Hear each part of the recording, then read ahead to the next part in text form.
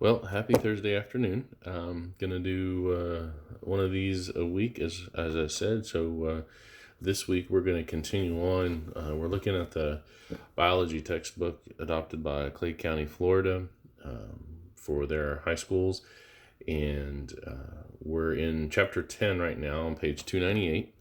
And one of the things that I'm looking at here are these pillars of evolution, and biogeography is the one we're going to cover today, but it's kind of a new one in the sense that it's been separated out from what I was taught. I'm not saying that it's new entirely, but it's separated out from the idea of natural selection in this textbook as a new foundational thought or teaching. So it's kind of a new pillar in that sense.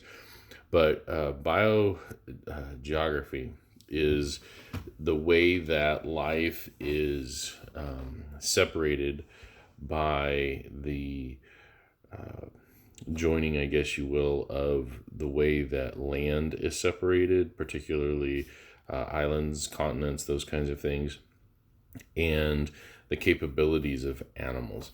So if we were to talk about biogeography in the oceans are separated more by like temperature, depth, those kinds of things, but they're all connected. So you're going to find a little bit less in terms of distinctions between creatures in the ocean because of the separation, like a physical separation kind of thing. Whereas we might talk about some islands, we could talk about the Galapagos, which were made famous by Darwin, or the Hawaiian Islands, or something along those lines. And we look at those islands and we say, okay, well, these types of birds only have a certain migratory range. They only fly so far because they're only so big, or they can only handle so much flight time or whatever. And so they migrated to close islands, whereas these other bigger birds, heftier birds, are capable of making it to farther islands.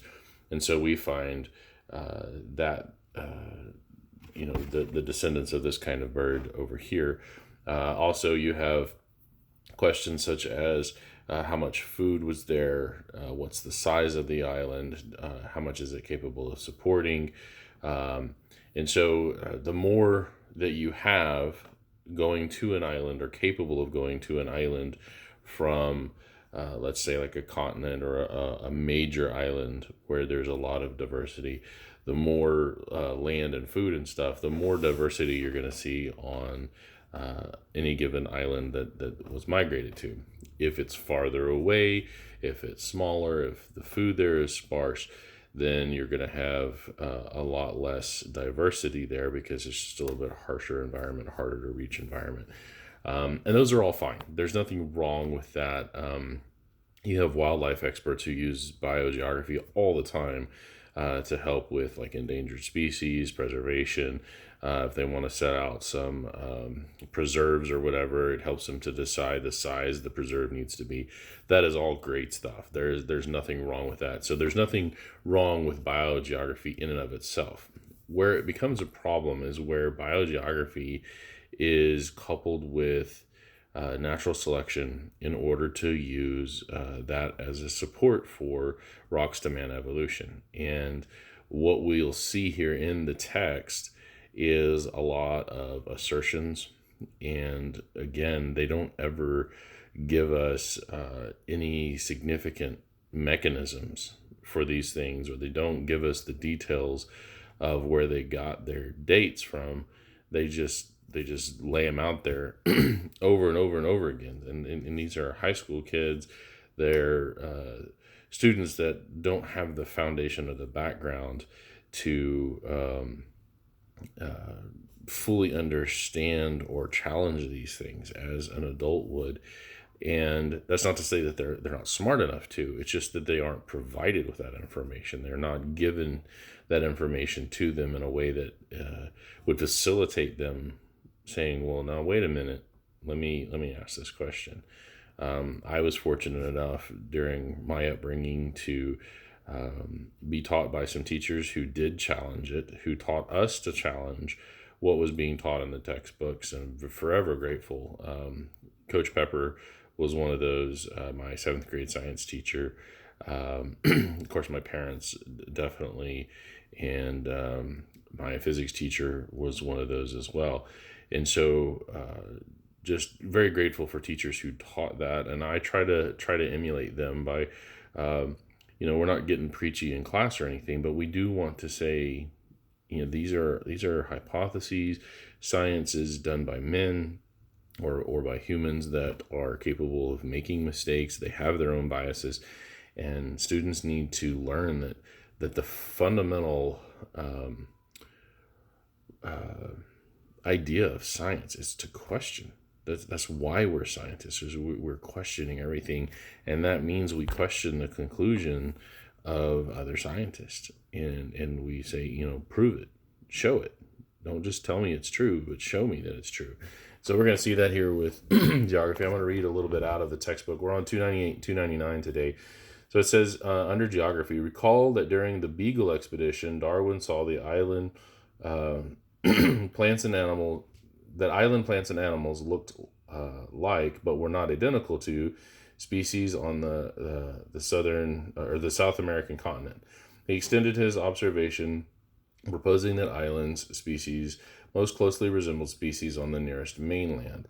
So he's talking about that on the Galapagos Islands where he was at, that there were some birds on the mainland, specifically birds, but other animals too, plants as well, that he found on the mainland that were, he saw some similar animals and plants on these islands.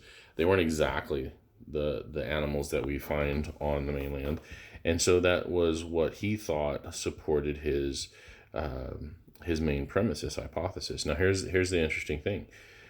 What he saw, the evidence that he observed, is true. Animals do change. Plants do change, given their environment, given the available resources. There's nothing wrong with that. And I've talked about that in prior videos. Natural selection is a thing. It's real. And don't have any problems with that. But notice that these plants are still the same kind of plants. These birds are still the same kind of birds. They're all still birds. There's nothing in this that says that somehow a fish turned into a bird. There's no evidence presented by Darwin or by anybody else, and certainly not here in the textbook, that shows us how we got from single-celled organism to the diversity that we find on these islands, or that we got from one kind of animal to another kind of animal, where you have the assertion like the coelacanth that we talked about. The coelacanth supposedly climbed up out of the ocean, crawled onto land, and then eventually evolved into a land animal, and then climbed up into a tree, grew feathers, and became a bird over millions of years. You wave the magic wand of millions of years, and suddenly these things become possible when we never observe that happening. There's no indication whatsoever anywhere in observed science where that kind of change takes place. Furthermore, what you have to understand is that natural selection is, admittedly, by the people who are proponents of evolution, natural selection is something that happens based on genetic information that is already present. And so biogeography is an established observable science. It is something that is highly useful, but the evidence that we have does not prove the things that they want us to believe. And so that's where we are in terms of understanding what Darwin wanted us to draw, the conclusions that he wanted us to draw from this, that it isn't what he said it was. He took it basically what people call microevolution, or it's not the same in terms of quality as what they call macroevolution. Adaptation is my preferred term. Adaptation takes genetic information that's already there, and the populations change over time because of their the survival of those who are capable of living better in the new environment or whatever. But it's because the genetic material is already there, and so there's no evidence from that. There's no reason to jump from the adaptation within an animal kind like a bird or a fish or an amphibian or something like. There's no reason to jump from that, the changes within that kind, to suddenly we can jump across to a different kind of animal altogether. That we can go from fish to birds. There's that's an assertion. That's an assumption. That is a thing they need because they believe in deep time and the Big Bang and all that nonsense.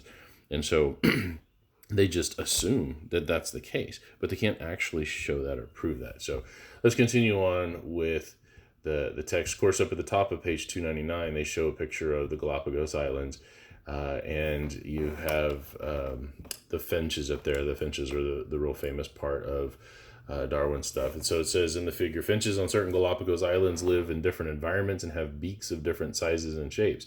So what you're telling me is that they're finches and they have beaks.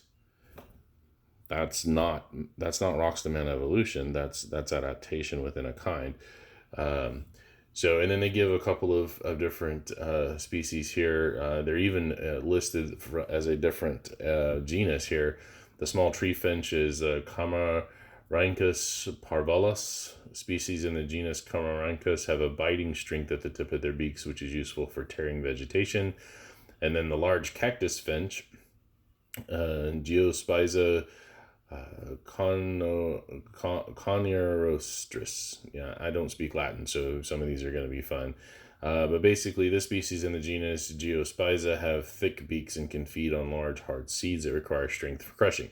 So the small tree finch eats like leaves and stems and flowers and stuff like that, and the large ones eat seeds because that's what they find. But they're all finches. That's the point I'm trying to make here. Is these are all finches. No matter which island you go to, you find all these birds. They all are the kind that is commonly called the finch, and you see these adaptations based on genetic material that's already in their bodies, but you don't see a finch becoming a different kind of animal altogether. You don't see lizards becoming finches. There's nothing in this context here that demands the macroevolution or the idea of going from the rocks to man or from one kind to another. So let's continue on with the text. Darwin hypothesized that at some point in the past, some individuals from South American mainland had migrated to the islands. This relationship between island and mainland species is today an important principle of biogeography, the study of the distribution of organisms around the world. Again, I don't have any problems with that, and that hypothesis has been proved true. We don't have any issues with that because it's something that's observable today. It's very easy for us with our technology to track this and show this to be the case. Different ecosystems on each island with different plants, climates, and predators have favored different traits in these migrants. You see there's the traits, but these genetic traits are already there. Over time, these new traits, well, they're not new. That's the thing, is they're already in there. We're not talking about, in this case, where these traits came from. We're just, somehow they arose, and they came out of nowhere. And they're going to try to say that, well, that goes back to genetic mutation. And so we'll cover genetic mutation a little bit more as we get to it. But that's essentially what they're doing here, is they're just asserting, new traits became well established in the separate island populations since the islands were too far apart for mating to occur. And so there wasn't any if you had a population came over here and those that could eat seeds survived better than those that ate, let's say like worms or something like that, then their populations tended to survive and reproduce, but they were so far separated from the mainland that you didn't have interbreeding, and so a dilution of the gene pool where all of the different kinds could, so the worm eaters and the seed eaters and the plant eaters and whatever would all survive simultaneously within the gene pool. And so it's a loss of genetic information is what's happening here. And evolution demands that there is new information being added. And that's not what we're talking about. We're talking about a loss. We're talking about a narrowing of the genetic material or the genetic information. We're not talking about an increase in it. And so the hypothesis of macroevolution based on this information is not a valid hypothesis. or it's not a proven hypothesis. It's just an assertion, assumption. So one clear example of local adaptation is found in what are known as in Darwin's finches. The finches from the Galapagos Islands show in Figure 4.2, which is right above, have distinct looking beaks as well as different habits, diets, and behaviors that evolved after generations of adaptation to specific islet habits. So they toss in that word evolved, and then they try to equate it with adaptation. Adaptation is based on solely on genetic information that's already there. But they changed after generations of adaptation to specific island habitats. However, they all share a common ancestor from the South American mainland. So there's your evolution, right? They try to say that evolution is just change over time, or it's a change between species or whatever, but it's actually about this idea of the common ancestor. But when we talk about the common ancestor of these finches, what was the common ancestor of these finches? Well, it was a bird. It was a finch, and that doesn't prove the Roxton evolution in any way. There's no pillar here. It's just a kind of a flat foundation of, yeah, this is observable science, but you're reaching for this Roxton idea. So it's not a pillar at all. Since Darwin's time, the same pattern of evolution on islands has been studied in many living things, such as fruit flies, we'll talk about that in a second, honey creepers, found among the Hawaiian Islands. A 2011 study analyzing DNA from all living species of Hawaiian honey creepers indicated that they are all likely descended from a population of rose finches that arrived in Hawaii from Asia sometime between 7.2 million and 5.8 million years ago. So basically what they're saying is that these honey creepers, these birds, are descended from a bird that came from Asia in their time scale. Well, even in their time scale, they're still talking about birds, which is silly. But what is the reasoning for these dates? Where do they get these dates from? And that's the big question. If we can show that the dating method is off, which we will definitely do, then we can accept that they all diverged from a bird population to become a different bird population over time, and the time increments can be wrong with there being no actual Roxton evolution happening here, and they admit that this is birds to birds change, which is fine. There's no problem with that, but it doesn't prove, or it doesn't give us evidence of the thing that they're trying to say is true. So it goes on to say the evidence from the study also indicated that nearly all species of honey creepers likely diverged between 5.8 million and 2.4 million years ago, the same period during which the island of Oahu first appeared. Like the honey creepers, most species of plants and animals on the Hawaiian Islands are not found anywhere else on Earth, and the age of these species is close to the age of the islands on which they live. So my question is, if you have all of this divergence happening from 5.8 to 2.4 million years, that's an age of or a time period of about 3.4 million years. During that 3.4 million years, you have this divergence of all of, because you had this rose finch migrate up to, let's say, 5.8 million years ago. So the rose finch is there by 5.8 million years ago, according to their time scales. And then from 5.8 to 2.4 million, you have this great divergence into all the different species. Well, all of the species that are there now arose from 5.8 to 2.4 million years ago. Why did they stop diverging? Why? Because there definitely have been changes in the Hawaiian Islands. You have volcanic eruptions. You have all manner of changes with mankind coming there and settling there. The environment has definitely changed in the Hawaiian Islands. So why suddenly did it stop? Did it not continue to change? Because isn't that what evolution says? Is that these things are continuing to change, they're continuing to get better, they're continuing to evolve to be the best survivor. And that's what the argument is. So why did they change from 5.8 to 2.4 million years ago and then stop changing in a time span that is roughly the same or very close to being the same in their timescales. Well, they don't tell us that. They're just throwing out these numbers. They don't give us any reason for the dating. There's no evidence here. It's just assertion. Trust us because we're scientists, kind of thing. And so it's a major problem in their reasoning. But we need to be giving students the tools to be able to ask those questions. And as teachers who are teaching out of these textbooks need to be brave enough, if they believe in this nonsense, then they need to be confident enough in their hypothesis to be able to allow those questions and to defend it in a polite and reasoned manner instead of getting all huffy, as I've seen be done before. And they certainly don't need to shut down the questions, which we saw with the board meeting that started all of this back in 2000 and what was it, 17 now? Yeah. So yeah, I think it was 2017. It may have been 2018. Man, it's been so long and that so much change in my own life. I don't even remember. Today's Thursday, right? Yeah.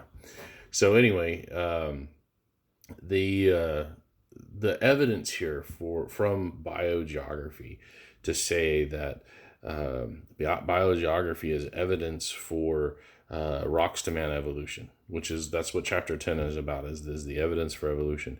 It just doesn't hold. They're not showing anything. There's no evidence in the context of biogeography whatsoever of a kind of animal turning into another kind of animal because of biogeography. At best, we have observable adaptation based on genetic material that's already in a given type of animal.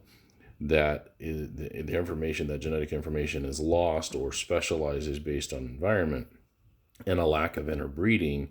Kind of think about dogs. When you have a mutt, you have a genetically rich animal. You have a type of dog that it's dog kind, and that includes like wolves and foxes and stuff like that. They're capable of interbreeding, but you have this animal that is a mixed breed, and because it's a mixed breed, it has a diversity of genetic information. Mutts are a hardier kind of animal, better able to survive in terms of genetic stuff. But when you have pure breeds, what you're doing is you're removing genetic information from their genome, and you're saying, I only want, let's say you have Doberman Pinscher. I have a dog that's a Pinscher and a Australian sheepdog mix. It's a mini Pinscher. It's a little bitty dog. He would fit like, I can hold him in my arms. He's not like a big Doberman Pinscher or anything like that. But because you have a purebred, you're saying I only want Doberman Pinscher in my dog, and so you breed. And you keep breeding dogs that are Doberman Pinschers. They might have a little bit of other dog in them, but eventually you breed the Doberman Pinscher so often with other Dobermans that all the other genetic material is just bred out of them, and they don't have that information anymore as the genes select and everything, and so you can lose information, and that's what's happening here. But biogeography does not give us any way for new information to be added to the genetic code. It does not give us any way for a rise from one kind of animal to another kind of animal. All it does is gives us a look at the environmental pressures of natural selection. And natural selection by itself has no function in giving rise from one kind of animal to another. And so natural selection is not how evolution happens. Natural selection just takes what genetic material is there already, and some creatures are better suited for survival in an environment than others. And that's not the actual change that they need to prove. And so biogeography, being a subset of that natural selection or part of the natural selection umbrella, doesn't prove anything. It's not a pillar of evolution. It's just something that is a science that's observable, and that we can show to be true without it having anything to do with evolution whatsoever. And so, anyway, that's the topic I want to cover today. It's a fairly simple one, so I'm only going to do one video on biogeography. If you do have questions, or if other things arise, maybe in the comments, or as I encounter other things in the textbook as I'm going through it, then I'll cover that in another video. But my intention is this is to be the only video on biogeography. So I hope you got something out of it. I hope you learned a little bit. If you do decide to go into wildlife conservation, biogeography is definitely one of the things you're going to study. And it's a very useful tool. I am not knocking biogeography at all as a science. I think it's a good one, but you just can't use it to prove evolution. So, thank you for tuning in. If you are getting something out of these videos, or maybe you don't like these videos at all, and you want to share them to show what us non evolutionists sound like, then go ahead and share. I don't mind that at all. I am ready for all questions. I'm ready for all contentions. I am not afraid of defending my position at all. So, for whatever reason, share, like, subscribe, and let's get the word out. Let's teach our kids to question appropriately. Let's give them the tools to come to their own conclusions, instead of just brainwashing them into believing what we want them to believe. So, y'all have a good day.